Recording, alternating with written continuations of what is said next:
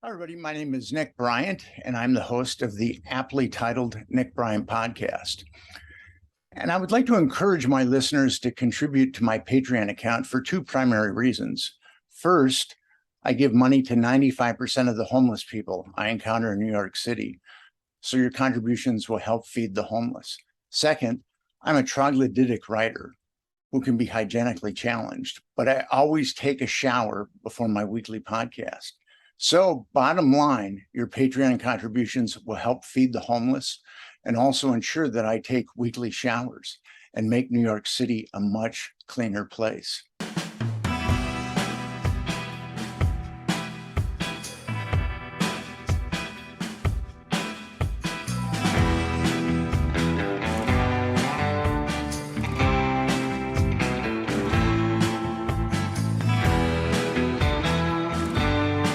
The paper reports that two of the male prostitutes were given a late-night tour of the White House last year.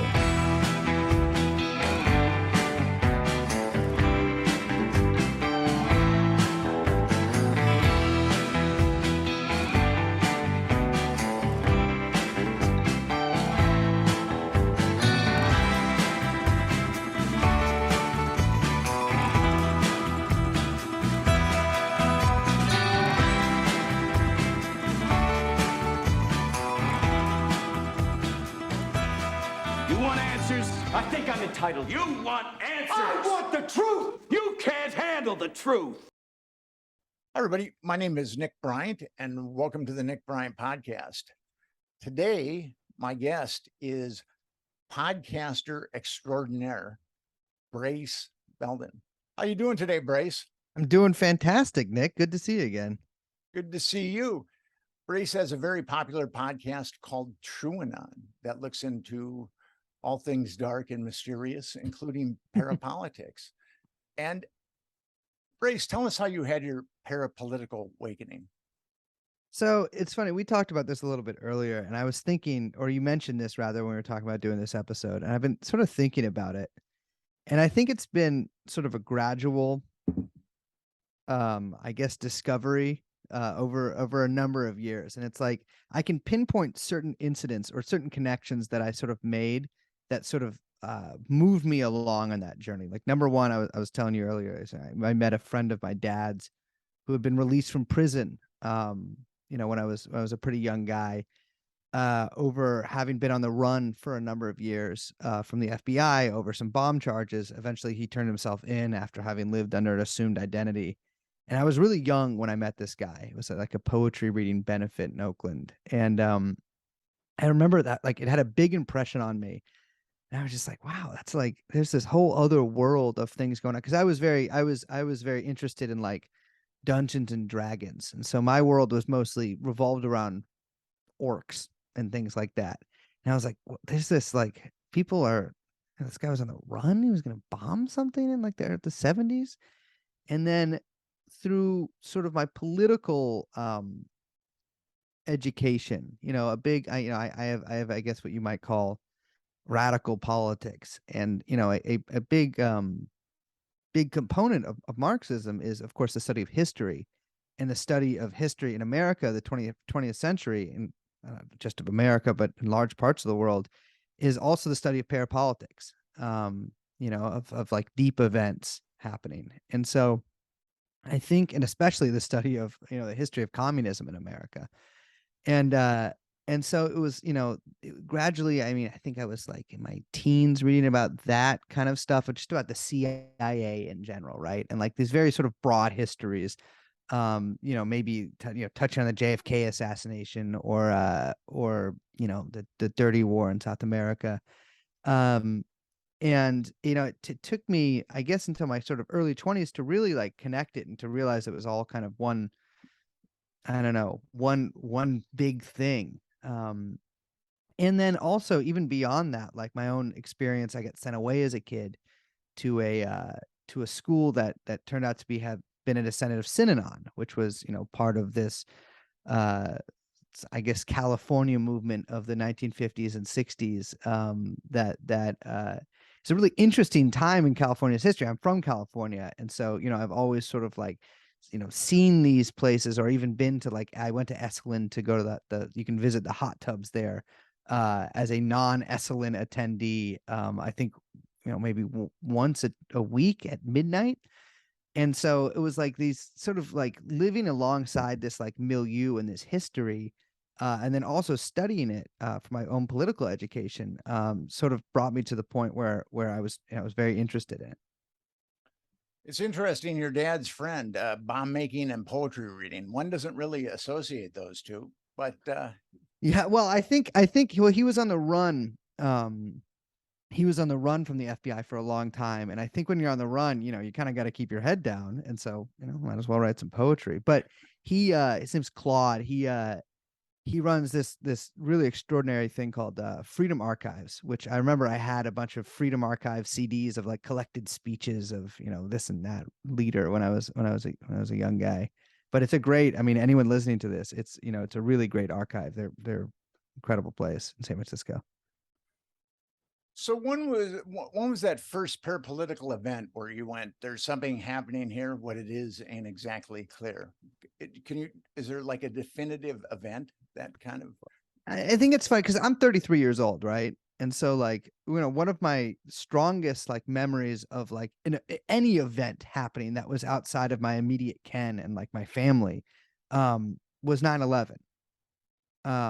And I was 11 years old when 9/11 happened, and wasn't very like clear on what New York was or what the World Trade Center was, but I could tell that something really extraordinary had happened, and the adults in my life were acting in a way that was different and peculiar, and like it was a major disruption from my usual routine, and so it really like I mean, like a lot of, I mean, this is, I think, very common to almost everybody from my generation outside of people from New York who I think had a different experience. But it was just sort of this like huge thing that happened that really freaked a lot of people out and freaked me out too. But I wasn't entirely sure why it did. I was like, well, I don't know.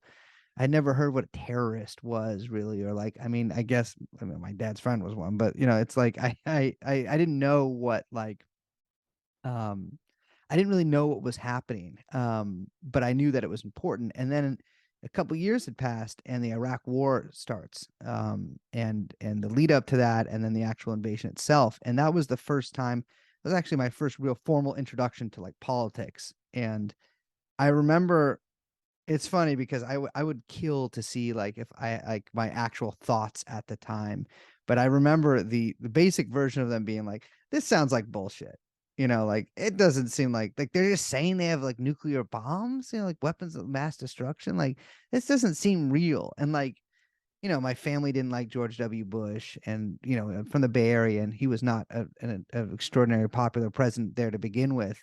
And so there was a pretty big sentiment around that at the time, and I sort of absorbed a lot of that, and attended these protests, and I think sort of my like I was a very dumb kid and very dumb adult as well, but I did have like a decent sense of like when things were happening, acknowledging that they were happening rather than sort of just like putting my head in the sand or whatever. And so I uh I attended these protests and like, listened to all these speakers and stuff. Didn't really understand. I was pretty, I wasn't the most worldly kid, but um I guess that was my big first introduction, which is I think it's a pretty good introduction because so much of the history of the 21st century really stems out of those two big events, 9/11 and the war in Iraq. And if they don't stem out of it, they have some connection to it, Predicated on it, yes. predicated on it. Exactly. I mean, everything from Guantanamo Bay to, the drone war to, the terror attacks in Europe, everything. I can remember I was living in the Village, West Village, when 9/11 went down, and I saw it go down from my living room window. And then the next day Yeah. I decided to volunteer, and I was meeting some friends of mine. A friend of mine owned a restaurant on the Lower East Side, so I was walking over there. We were gonna get together and see what we could do. And I remember walking through Washington Square Park, and there were drug dealers that came up to me with surgical masks.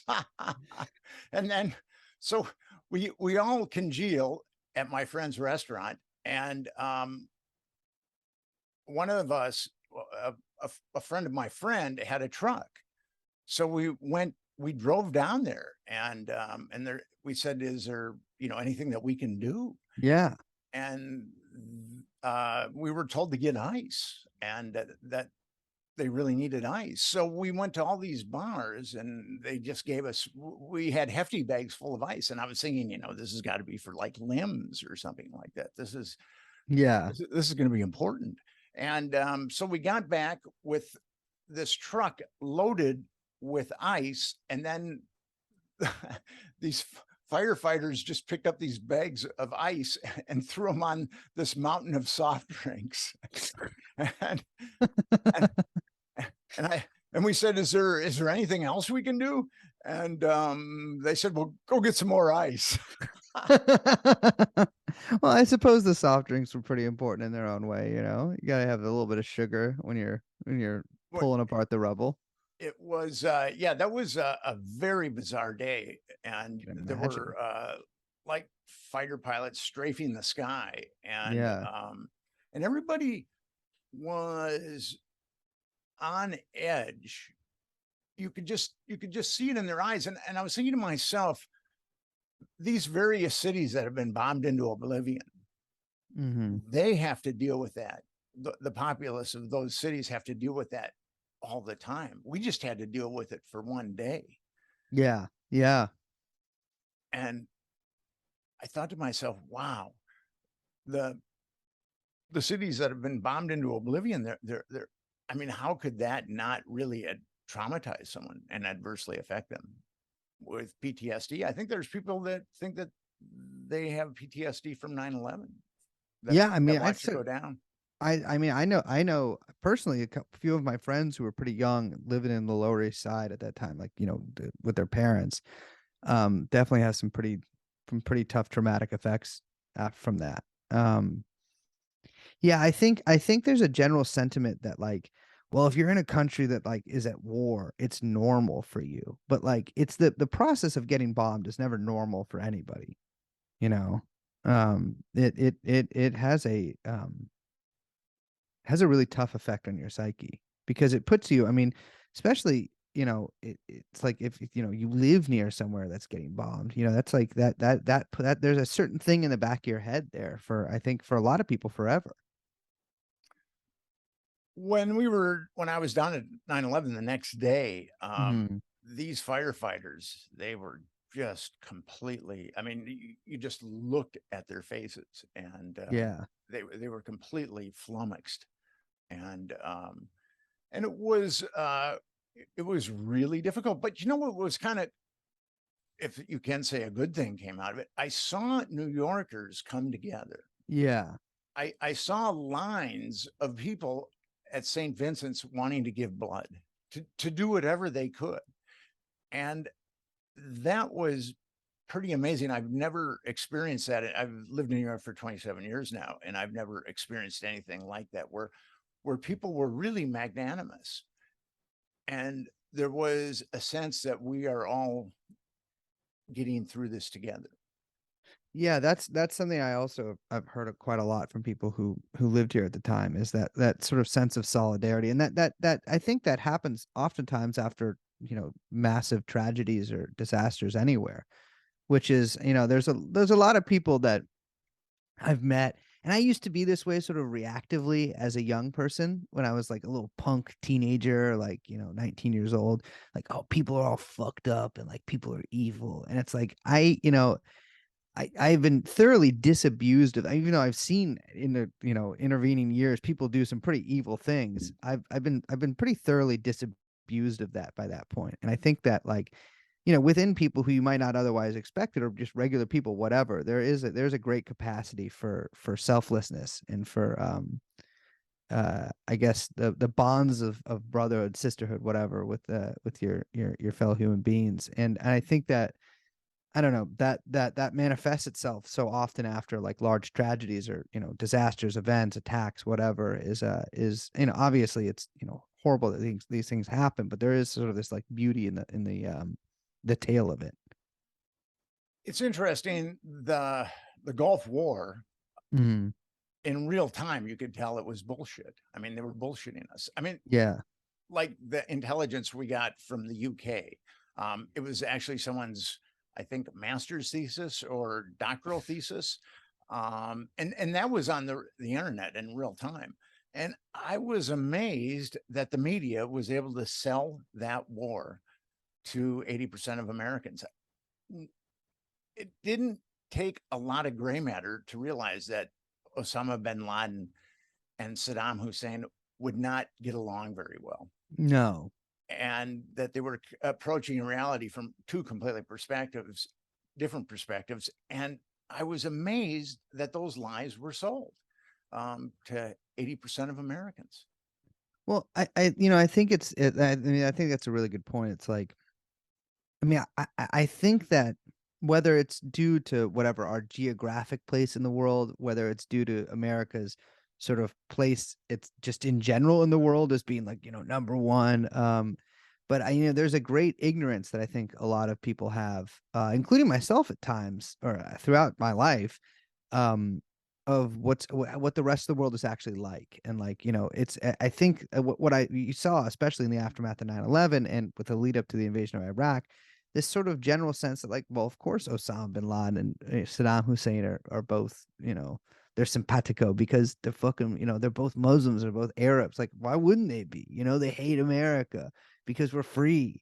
And like, I remember there's such like even at 13, which is funny because this is definitely just me absorbing things that like were around me in San Francisco or the Bay Area, and like things that I'd heard from my parents or like, whatever other older kids I knew. But I remember being like, this is bullshit. Like we're just invading a country for no reason, or because like, at the time I was like, because George Bush's dad failed to like take him out. But it's that 13-year-old reasoning that I had actually turned out to be correct. It was entirely built on, deliberate lies, not even faulty intelligence. I mean, deliberately, the faulty intelligence is in order to fool the public. It wasn't, they weren't deluding themselves. But I think, and part of the reason that I like doing the show, that like TrueAnon or whatever, is because I am not a very educated guy. I don't have a lot of formal education. Frankly, I don't have that much informal education, but I do want to know how things work, because I have come to a lot of conclusions in my life, or not conclusions in my life, but like I've been ignorant at several points in my life, and I've spent long periods of my life bathing in ignorance. And I'm like, I'm a kind of a prototypical, or not prototypical, a typical kind of like dumb guy in many respects. And I'm like, I know a lot of dumb guys like me. And I'm like, well, if I try to figure out how things work and like the actual story behind things, I can maybe like, I can help other dumb guys figure it out too. Well, it's important, I think the jumping off point is to realize that one isn't omniscient. Yeah. There's an Eastern proverb that says, a fool who knows he is a fool is, let us say, wise, but a fool who thinks he is wise is hugely a fool. Yeah. And on my best days, I know I'm a fool, but it's very easy for me to come to the realization that I'm not a fool. And that's where I get myself into trouble. I was thinking about that exact same thing earlier, because I sometimes like, I think the obvious temptation sometimes when you like do know a lot about one thing is to be like, well, if I know a lot about one thing, then my like immediate conclusion when I learn about something new on a surface level, my immediate conclusions must always be correct then, because I have figured out this like one or two things that I know a lot about. And I am constantly reminded that I am a fool, and that like, things sometimes require some pretty deep research in order to get, and like a lot of the times, I've assumed something. And it's funny doing like learning more about parapolitics and learning more about like sort of, the shadow world or whatever, has taught me that there's actually like, you actually have to look into things sometimes. And like surface level stories, narratives to me are so compelling. I'm a big novel reader. And so narratives to me are really compelling, but they don't always add up, and like one thing that I have to be tempted, I have a pretty strict rule to never do, but I often am tempted to do, is to like, when I'm researching something, create a narrative for it that maybe isn't there. And something that I have to like, I think an important part for me of parapolitics, like, research, is to realize that like I don't know everything, and sometimes there's either no way to know everything, or sometimes you have to like not fill in the gaps, but you have to be like have to make sure like and tell people like, listen, I don't know this part. I can make educated guesses, but I don't know for sure, and that is something that like is both like attractive to me, not knowing something, because of course not attractive, but like the mystery is compelling. But also like it's important not to get like so attracted to just a particular narrative that you won't go where the truth actually leads you. I mean, that's why I like your I mean, your book is one of the first, not first, but I read that right in, I think, summer of 2019. And I was so impressed by like the research that went into it and the actual like talking to people and like interviews and and actually like putting the footwork in. And I'm not a journalist, but I do try to do as much research as I can and talk to people whenever I can. And it's I think people don't understand, it's a lot of work. Like that's why the your writing so impressive, is because this is not like, it's not an easy thing. You really gotta put in a lot of time and deal with sometimes some pretty unstable personalities in order to get to the truth of something. That's one thing about the Franklin scandal is I researched it for 7 years. I made Yeah. 13 trips to Nebraska. But it was one of those things where I kind of went there fairly skeptical. I mean, I knew Yeah. that something had gone down, but I did not think that it was going to be.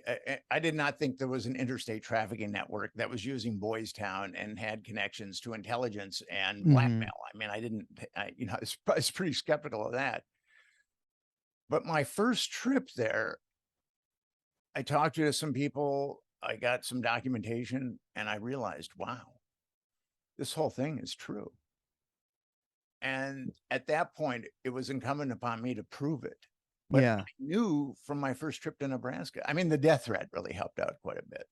That tends to grease the gears. Yeah, well, when you get a death threat, you're obviously on the right path. Hmm. And now that dissuades a lot of people, but I'm kind of obtuse, so it didn't dissuade me. But yes, it was that was my parapolitical awakening, that book. Yeah. I hadn't thought too much about. I'm not a conspiratorial type. I mean, anybody that looks into the JFK assassination, the magic bullet. I mean, it does a lot. Yeah. It does everything you want it to do while it's defying gravity. But I never really realized what that meant, that there was actually a coup that day Yeah. Yeah. in 1963. I never put that together. And Yeah, I that to me, like I think that's a really important angle to take with that. It's not just like an assassination or like something that your hippie dad or whatever, parents, like it changed their lives. Like no, it was a literal coup. I mean, in any other situation you would call it a coup. the military industrial complex won that one.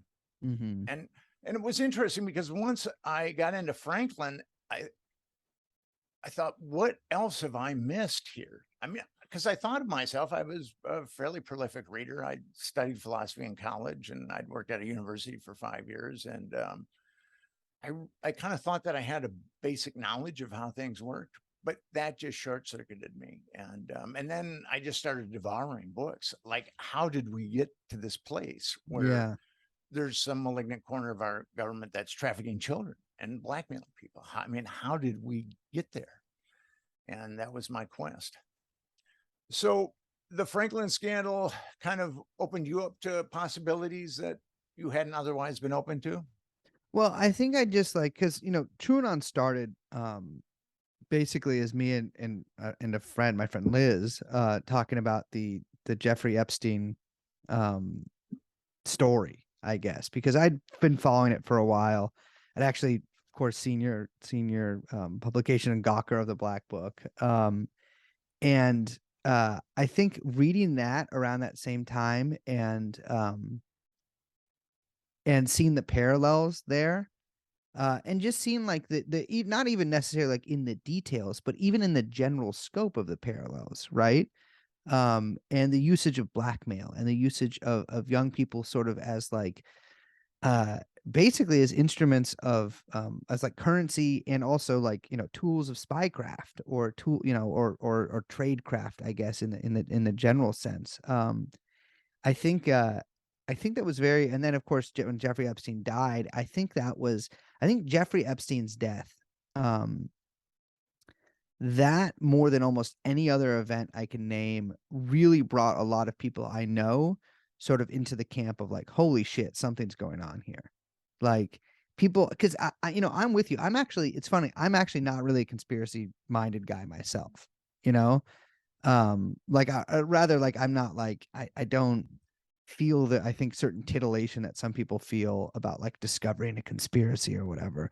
But I do think that like these things happen and that they're important to examine. And I think with the death of Jeffrey Epstein in particular, that was a big event for a lot of people, where like it really sort of like pulled back. We got like a peek behind this veil, or like, this door was sort of opened up a little bit and then immediately slammed shut.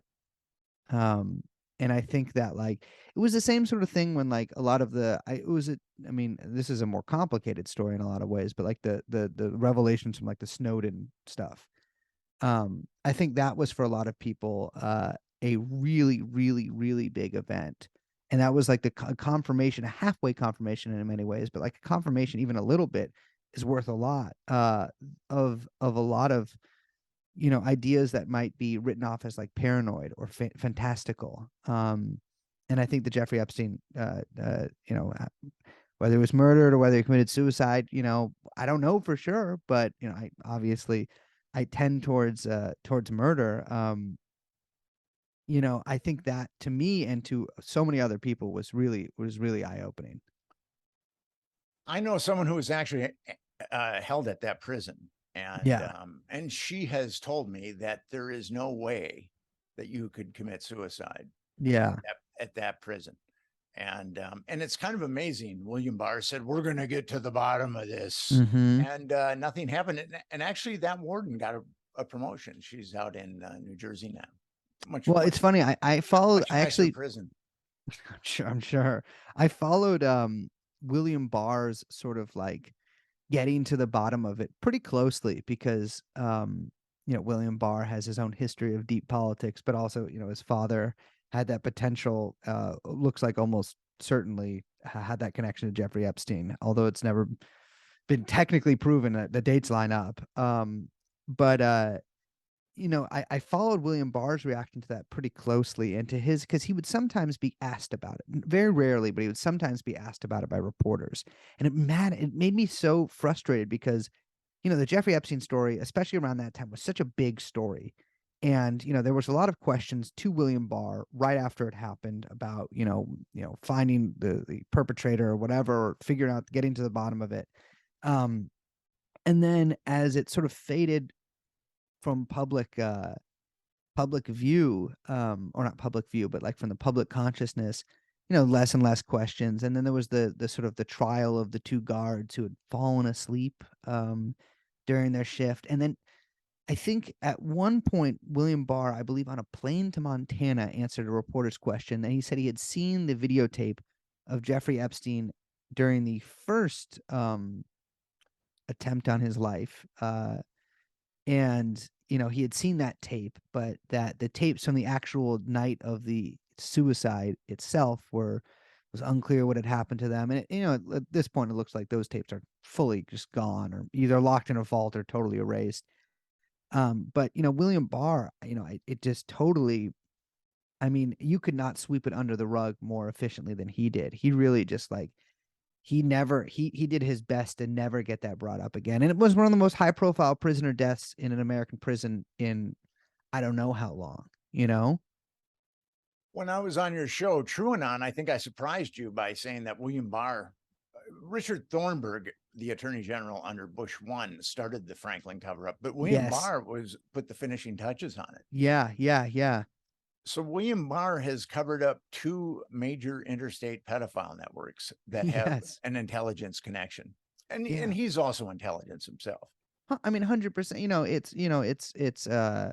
I mean, even no matter what your definition is, he is definitely he's about as connected as you can be. His involvement in Iran Contra, his sort of meteoric, not meteoric, but his just steady rise until he got to about. I mean, he was the perfect man for the job.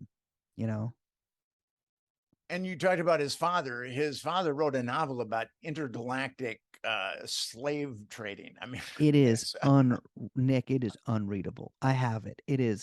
I have high tolerance from golden age sci-fi problem. uh-huh. It is crap.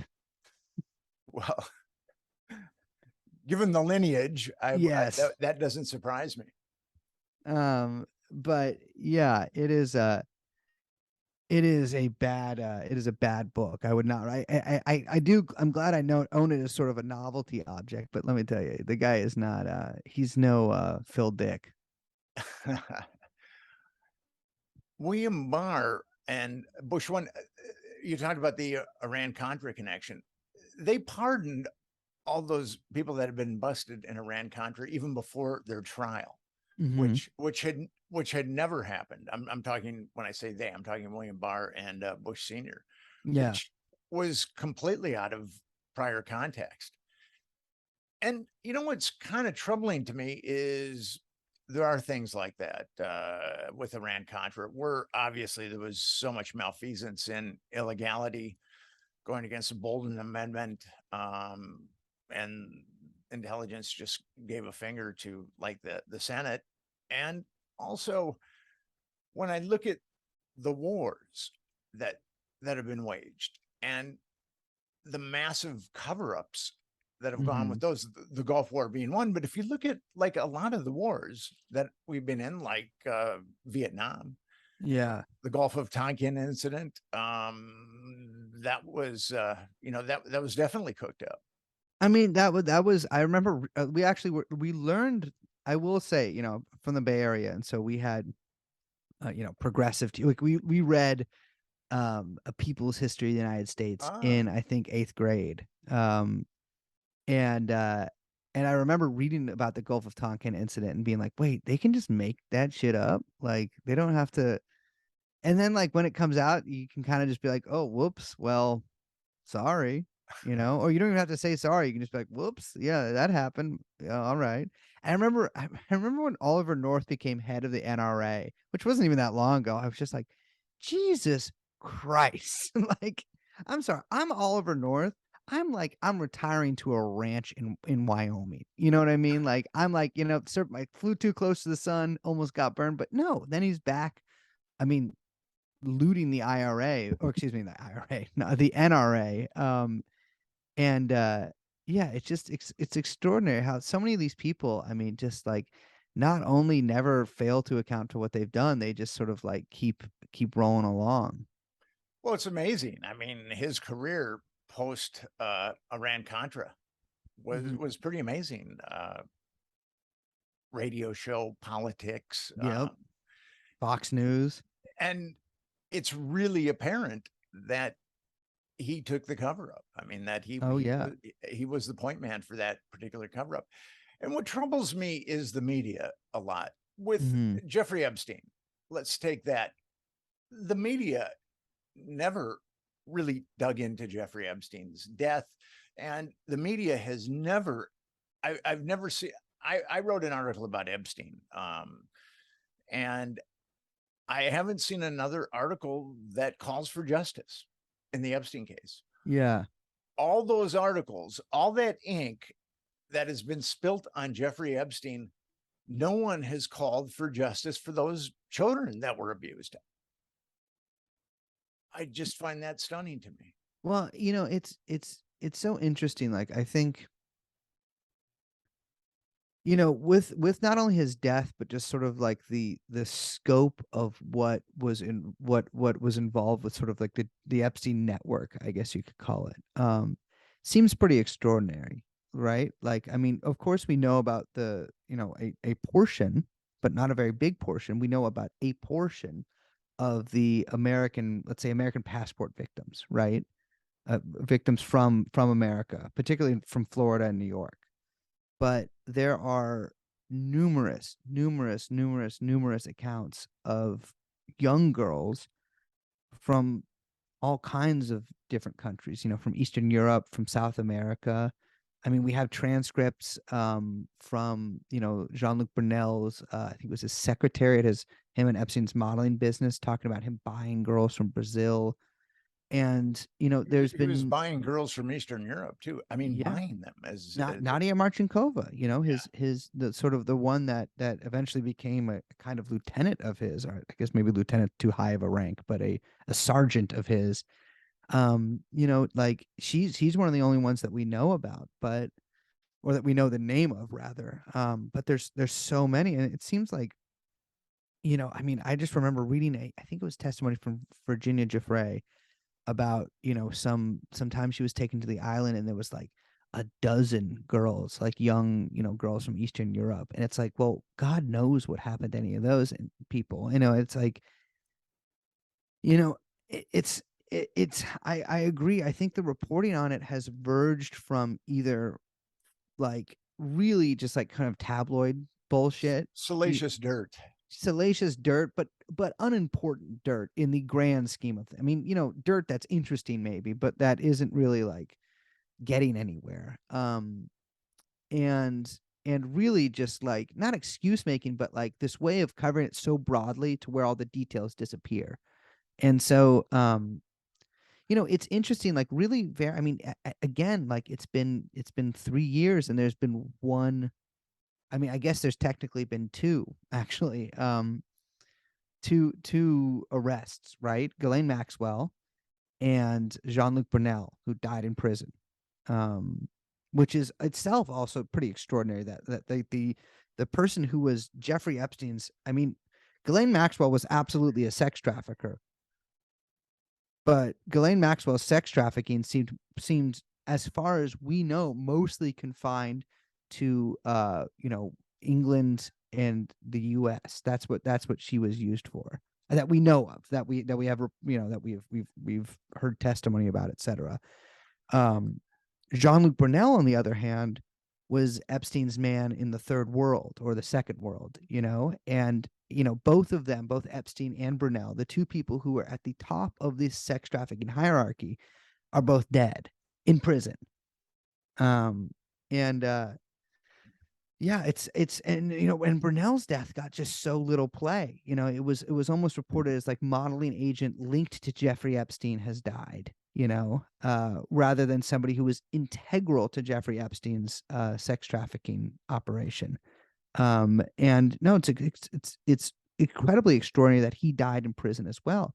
But I think the Epstein thing is, it really, and I will say, there was reporting sort of a lot to this effect, that like Jeffrey Epstein's involvement not only in underage and of age sex trafficking, but in like the modeling world, for instance, that was looked at, I think, not obviously not thoroughly enough, but fairly thoroughly. But then still, like, there's nothing happens because of that. And that's what sort of frustrates me, is that, like, you see sort of these people who are explicit monsters. Like Jean-Luc Brunel is, I think, by any accounts, a deeply evil, fucked up guy, or was. And he was somebody who, while he might have been asked to leave some parties maybe once or twice, was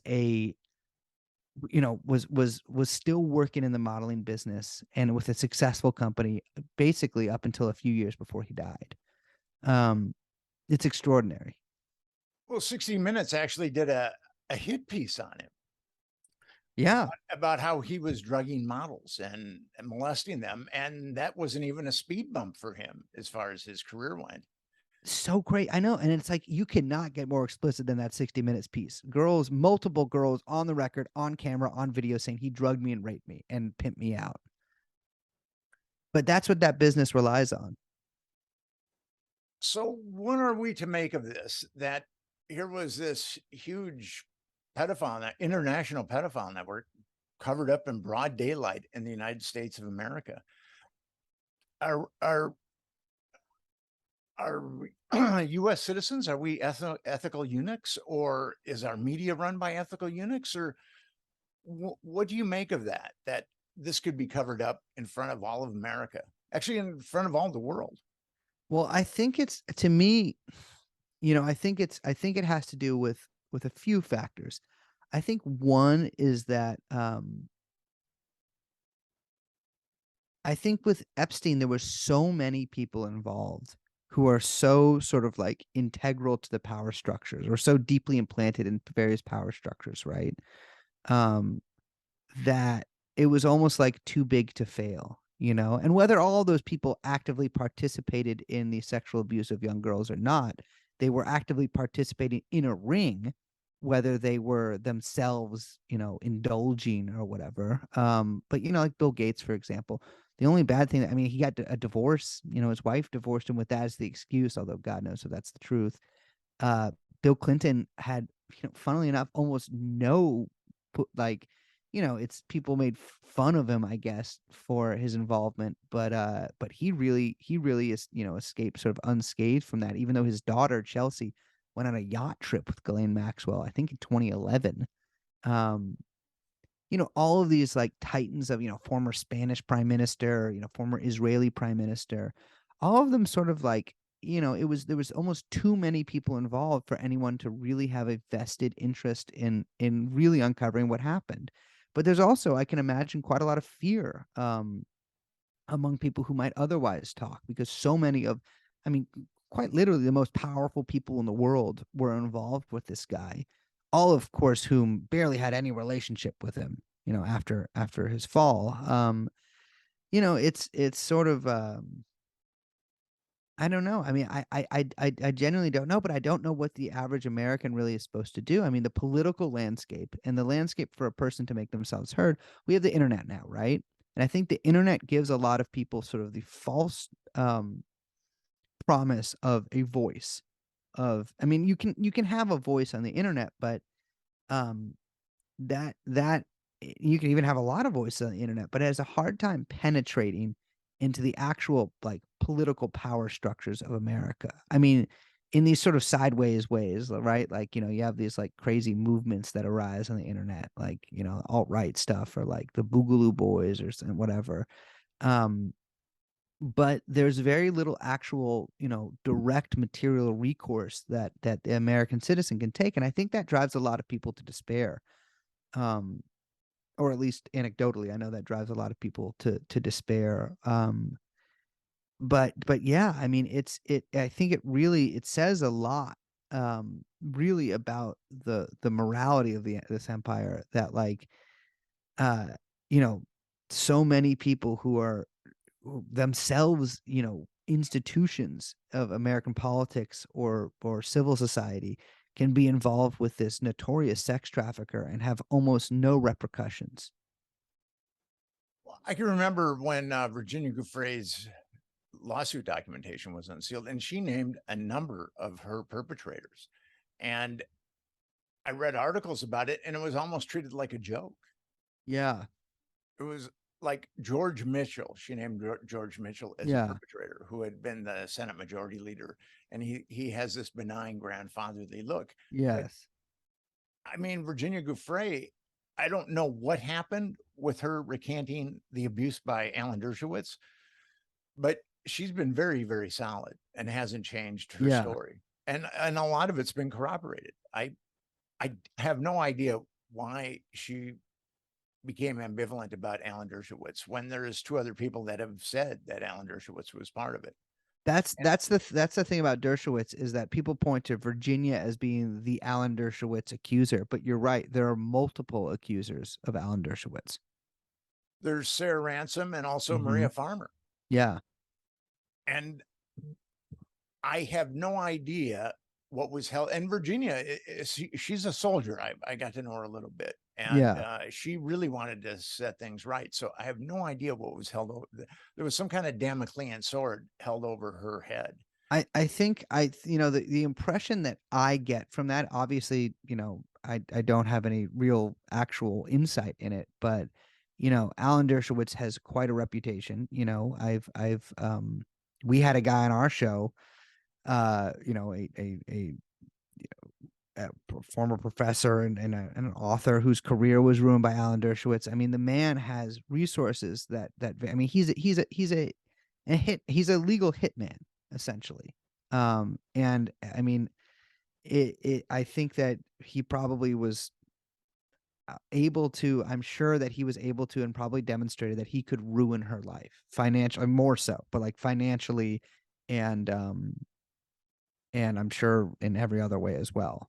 But I mean, if it's Alan Dershowitz, like that gives us some sort of insight. It's notable that nobody else that she's accused has really taken these steps, and that, I mean, her biggest accusation is not Alan Dershowitz. Her biggest accusation is Prince Andrew, right? And that was corroborated. That was corroborated with photographic evidence, and her entire story about that, as much as possibly can be corroborated by material evidence, has been corroborated. So Alan Dershowitz can imply that she's this fanciful liar. And there were a few things in a sort of fictional retelling of her story, which I've read, which was not intended to be the full true facts or whatever, but a sort of fictional retelling of her story that she had written a long time ago. There was a couple details that were different than reality.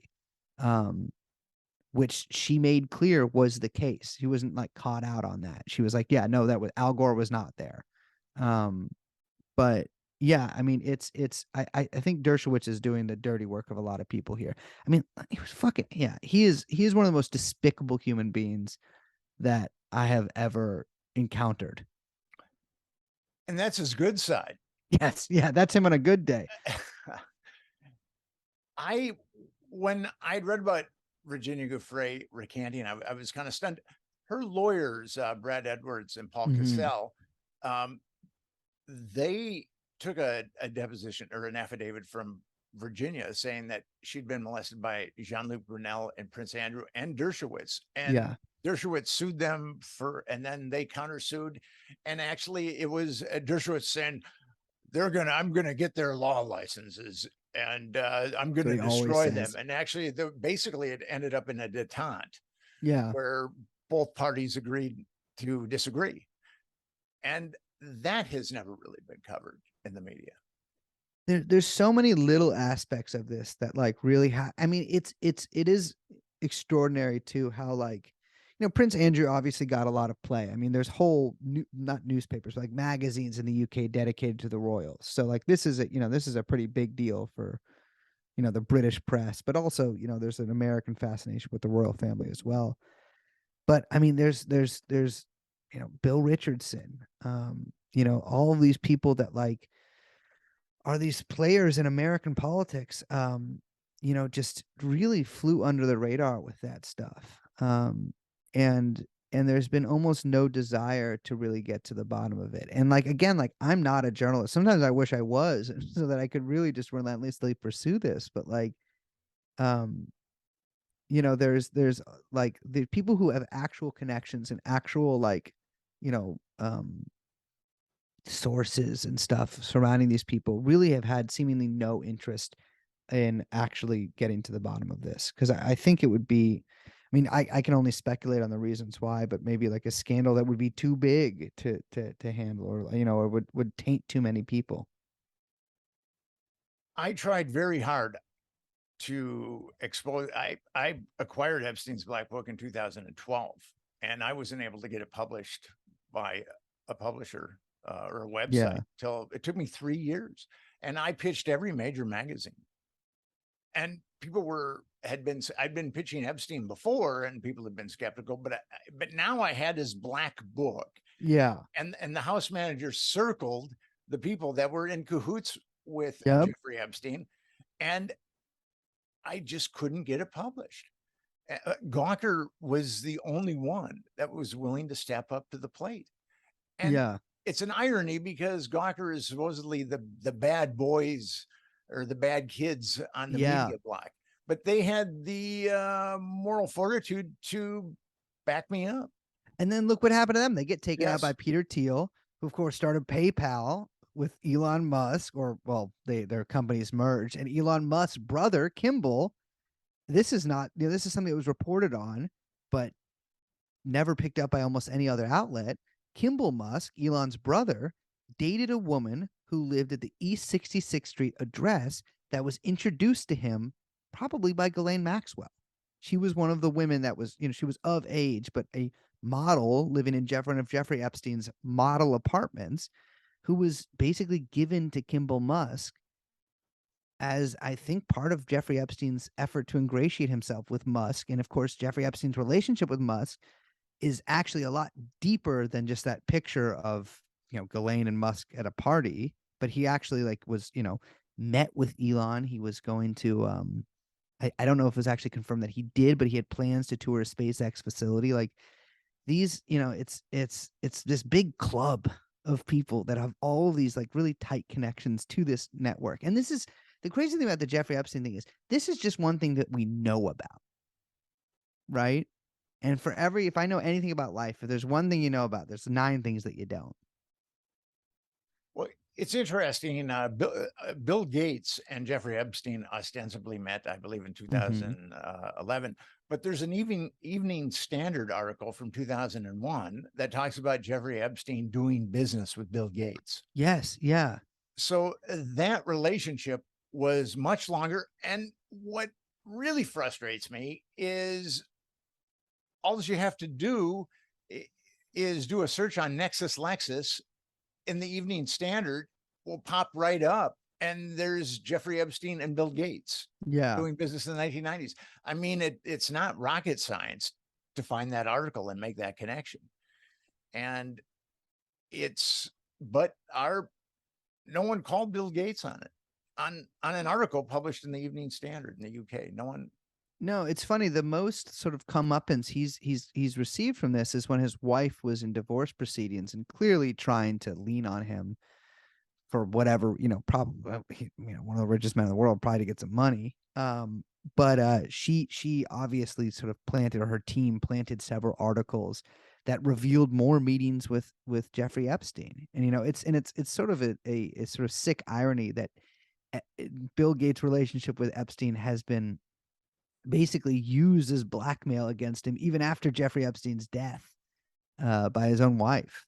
But yeah, it's just astounding. I mean, especially because you have someone like Gates, who I think has been really just, I think has objectively been on a multi-decade PR journey, proving he's this moral man who is not this decadent rich guy, but somebody who actually deeply cares about malaria in Africa and and saving the planet. And here he is taking these multiple meetings with a convicted child rapist, Jeffrey Epstein, with full knowledge of that. Bill Gates, it's amazing, the PR machine that he's created. Incredible. Although I think his wife was successful. There were a number of stories that came out about his sexual harassment of Microsoft employees. So, yeah. Oh, yeah. I did read about that. So he's been sexually harassing Microsoft employees. He's hanging out with Jeffrey Epstein. And I think he's a pretty nasty piece of work. And whenever I have problems with Microsoft Word, you cannot get a human. You can call Microsoft Word, and there's no way that you can talk to another human. And I'm thinking to myself, why, he's buying all this agricultural land. Can he pay someone? Let me tell you, all this fucking farmland he's buying in the Midwest, put a motherfucking call center there. Yeah. Yeah, no, I'm with you. It's so TrueAnon kind of took off for you. Tell us a little bit about you and Liz coming together with TrueAnon and why you think it took off. Oh, I've known Liz for a long time. We're both from the Bay and met, sort of as punk rockers when we were younger. I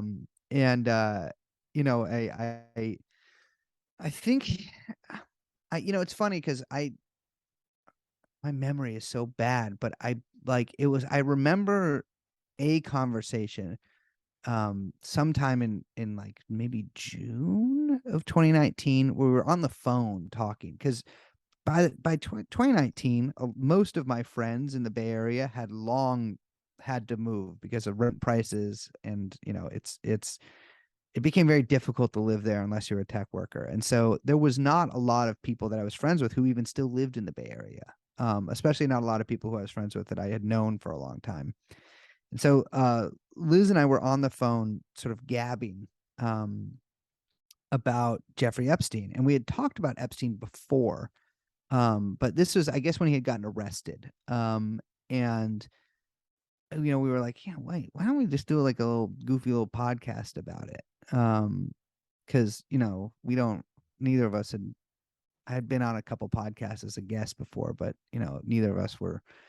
And I think she had maybe once, but we decided to do one, and it was sort of a combination of timing and luck, but it was around on a third. We had just said we had ended one episode with, wouldn't it be crazy if they killed him, or like some reference to him being killed, and then I think it was the next episode, Jeffrey Epstein died, and so there was a lot of attention, especially that month, and those first 2 months on Jeffrey Epstein, and it just sort of blew up from that. And I spent a lot. I did almost nothing else with my time, but pay attention to that. I had just been working at was still working at a brewery that had just unionized, and I get very focused on needing like a mission, like something to do with myself. I'm very bad at sitting still, and so I was like, I'm going to learn everything that I can about this, and that's what I tried to do. But I also, I had I think I had a sort of an emotional appeal to me too, because I had some bad experiences as a kid, and I can be I guess sentimental when it comes to people in their early teens, because I had some rough experiences back then, but yeah, the show sort of took off after that. Now, of course, we cover a lot more stuff besides just Jeffrey Epstein. But I try to think of it as like a true, kind of in a joking way, but it's like a true crime podcast, because in whatever we cover, whether it's like the